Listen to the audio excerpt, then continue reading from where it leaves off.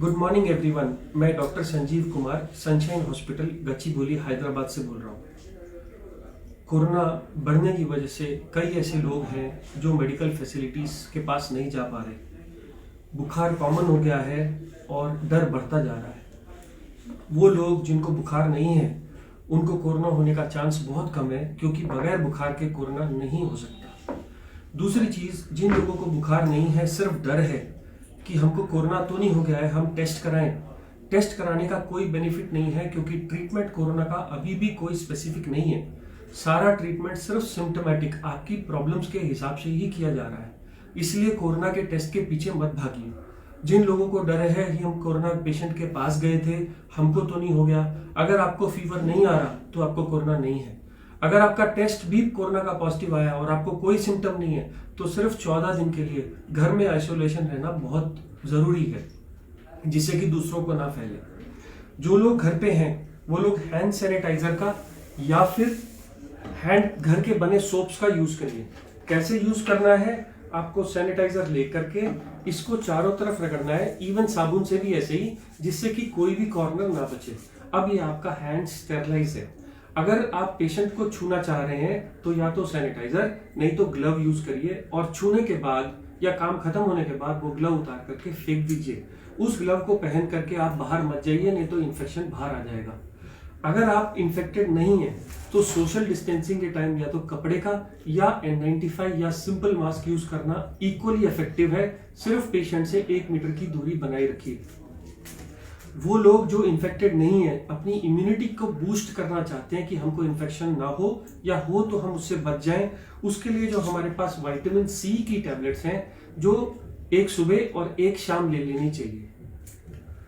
कुछ मल्टीविटामिन की गोलियां आती हैं, विकासूल या मल्टीविटामिन सुप्राडीन, कोई भी गोली एक जैसा ही काम करती है, दिन में एक लेना इनफ होता है।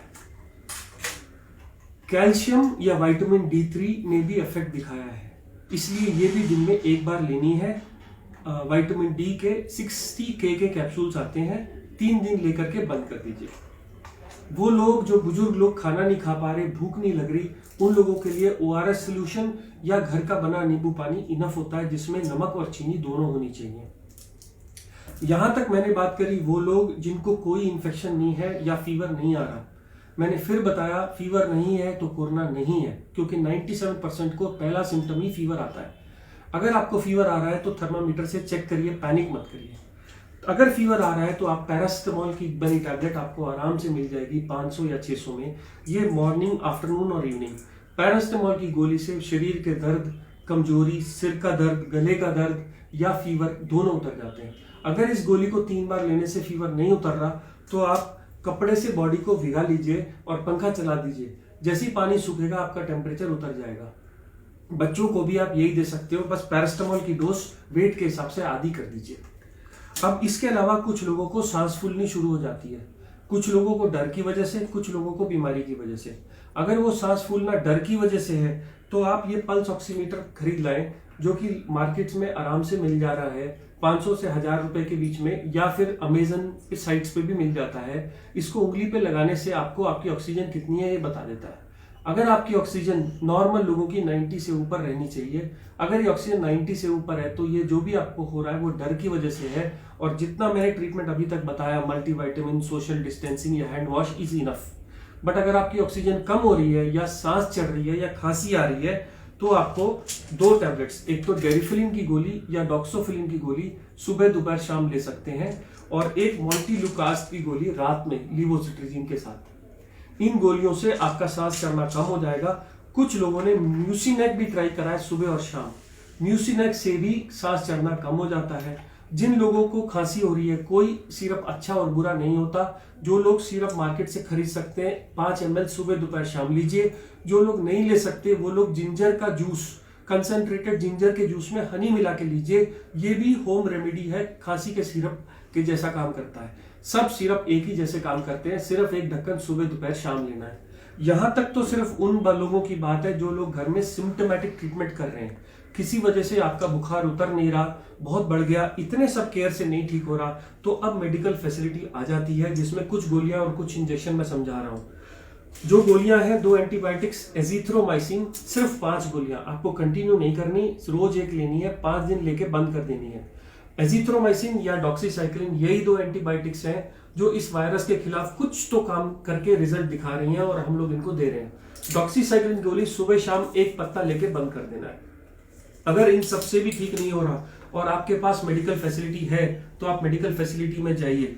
अगर ऑक्सीजन 90 से कम है तो ऑक्सीजन का सिलेंडर का इंतजाम करिए, नहीं तो अपने हॉस्पिटल पास में दिखाइए। किसी वजह से आपको हॉस्पिटल नहीं मिल रहा तो 2 और ड्रग्स हैं, एक तो ब्लड थिनर एनोक्सापैरिन। ऐसा माना गया है कि कोरोना के टाइम में बॉडी में क्लॉट्स बन जाते हैं और हार्ट का, ब्रेन का, स्ट्रोक और सब जगह के ऑर्गन्स फेल करने लगते हैं। ऐसे में ये ब्लड थिनर का इंजेक्शन सुबह और शाम 40 mg का अगर 3 दिन लगा लिया जाए तो ये इनसे बचाता है, प्रोटेक्ट करता है। मैं फिर कह दूं, ये मेडिकल गाइडेंस में ही करना है। अगर किसी वजह से ये इंजेक्शन नहीं अवेलेबल है तो गोली भी आती है पिक्साबैन की, जो 2.5 mg सुबह शाम ली जा सकती है। ये सब चीजें 5 दिन के लिए करनी है। कुछ रिसर्च में स्टेरॉइड्स का रोल बताया गया है। ये 10 रुपए का स्टेरॉइड है, डेक्सामेथासोन।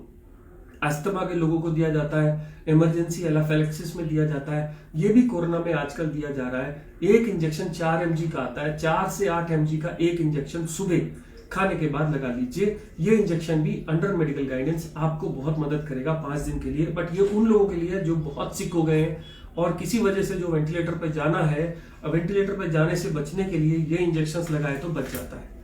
एक कोलेस्ट्रॉल की गोली एटोरवास्टैटिन 10 से 20 मिलीग्राम की गोली भी काम करती है कोरोना में, ऐसा देखा गया है। बड़ी सेफ सिंपल दवाई है, एक गोली रोज ले लीजिए, बट ये सिक लोगों के लिए ही है। और लास्ट, पानी। जो लोग बिल्कुल नहीं खाना खा रहे उनको तो चढ़ा सकते हैं, बट अब ये देखा गया है कि ज्यादा आईवी फ्लूइड देने से पेशेंट की कंडीशन खराब हो रही है, इसलिए सिर्फ पानी के ऊपर मत जाइए, कोशिश करिए इसको अवॉइड करने का। तो मैं फिर वापस आऊंगा, हम लोग जो इन्फेक्टेड नहीं है वो सिर्फ हैंड सैनिटाइजर, डिस्टेंसिंग और मास्क का यूज करेंगे। जो लोग सिर्फ इम्यूनिटी कम है, ओल्ड एज है, वो ORS सोल्यूशन, कैल्शियम, विटामिन या विटामिन C का यूज करेंगे। सब लोग घर में अगर हो सके तो पल्स ऑक्सीमीटर ला के रखिए, नहीं तो एटलीस्ट एक कम्युनिटी में एक पल्स ऑक्सीमीटर हो। ये सब लोगों के पास, सब लोगों का चेक कर सकता है। इसमें ब्लड की जरूरत नहीं होती, इसमें इंफेक्शन होने का डर नहीं होता। सिर्फ आप उंगली अपनी साबुन से धो के यूज करिए जिससे दूसरे आदमी को इन्फेक्ट ना हो। इसके अलावा घर में पैरासिटामोल, डेरिफलिन, मोन्टिलुकास्ट, म्यूसिनेक टैबलेट्स और घर के बने कफ सिरप्स, नहीं तो मार्केट के बने कफ सिरप्स। अगर इससे भी ठीक नहीं होता तो 2 एंटीबायोटिक्स, एक है डॉक्सीसाइक्लिन और एक है एजिथ्रोमाइसिन। अगर इसके बाद हॉस्पिटल की जरूरत पड़े या हॉस्पिटल ना मिले तो एक इंजेक्शन एनोक्सापैरिन और एक इंजेक्शन डेकाड्रान, यही इस वक्त हमारे पास बेसिक केयर अवेलेबल है। मेक श्योर कि ये सबके पास इंफॉर्मेशन चली जाए। आप अपनी डिसीज की सिवियरिटी के हिसाब से इसमें से ड्रग्स लेंगे, लेफ्ट साइड से राइट साइड में सिवियरिटी बढ़ती चली जाएगी। जो लोग हॉस्पिटल जा सकते हैं वो हॉस्पिटल में रहिए, जिन लोगों की ऑक्सीजन कम है वो घर में ऑक्सीजन इंतजाम करके भी ये ट्रीटमेंट शुरू कर सकते हैं। और मुझे उम्मीद है within 1 month we all will be all happy and fine. Thank you. मैं doctor Sanjeev Kumar, sunshine hospital से बोल रहा हूँ।